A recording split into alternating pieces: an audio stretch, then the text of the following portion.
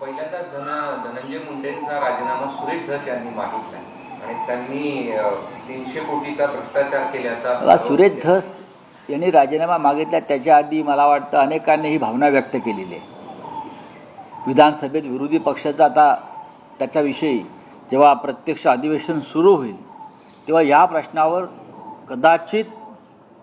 कदाचित सभागृह चालेल की नाही अशी मला शंका वाटते. भ्रष्टाचाराचे इतके आरोप होत आहेत. काल एका भ्रष्टाचाराच्या प्रकरणामध्ये एका मंत्र्याला 2 वर्षाची शिक्षा ठोठावली. म्हणजे अजित पवार पक्षाचे दोन्ही मंत्री हे रडारवर आहेत.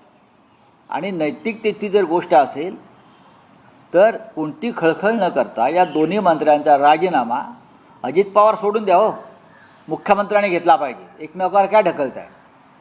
इतका मोठा भ्रष्टाचार समोर आलेला आहे. अंजली दमाने एका बाजूला काढतायत, सुरेश धसने काढलेला आहे, इतर अनेक नेते काढतायत.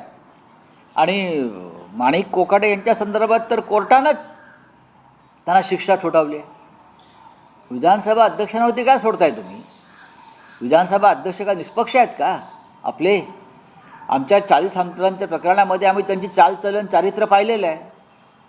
ते निर्णय घेणार आहेत आणि निष्पक्ष निर्णय कायद्याने घेणार आहेत का? ते अजिबात नाही. सुरेश धसांनी आपल्यावर पण टीका केली आहे.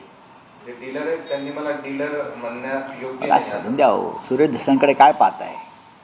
त्यांचं काय ऐकताय? त्यांचं मी मागे म्हटलं त्यांच्यावरती आता विश्वास कोणी ठेवेल असं मला वाटत नाही. ते आम्हाला काय बोलताय ते सोडून द्या. त्यांचा बुरखा फाटलेला आहे तरी आम्ही असं म्हणतोय की ठीक आहे, अजूनही ते मैदानामध्ये लढण्याचं नाटक करत असतील तर ते करत राहावं. पण जो बूंद से गयो हाऊस से नाही आते असं जे म्हणतात ते त्यांच्या बाबतीत आहे. त्यांनी ज्या पद्धतीनं धनंजय मुंडेंची भेट घेतली, ठीक आहे, त्यांना अंधारात ठेवून ती भेट झाली असेल.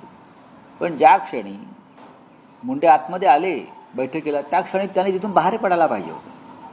आणि बाहेर पडल्यावर त्यांनी माध्यमांसमोर सांगायला पाहिजे होतं की मला ट्रॅप करण्याचा प्रयत्न झाला पण मी खंबीरपणे अजून लढतो आहोत.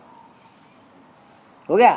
एक मुनगंटीवारांनी खंत व्यक्त केली आहे मंत्रीपद न मिळण्याची. काय ते काय कार्यक्रमात म्हणले की मेरी खुर्ची चीन जाईल? तर असं आहे का? त्यांचा हायकमांडचा निर्णय, मी त्याच्यावरती काय बोलला? इतके वर्ष आपण मंत्री होतात ना, मनोहर जोशींच्या काळापासून ते आतापर्यंत अनेक वर्ष ज्यांनी मंत्रिपदं भोगलेली असतात त्यांनी कधीतरी दुसऱ्यांसाठी खुर्ची रिकामी करायची असते.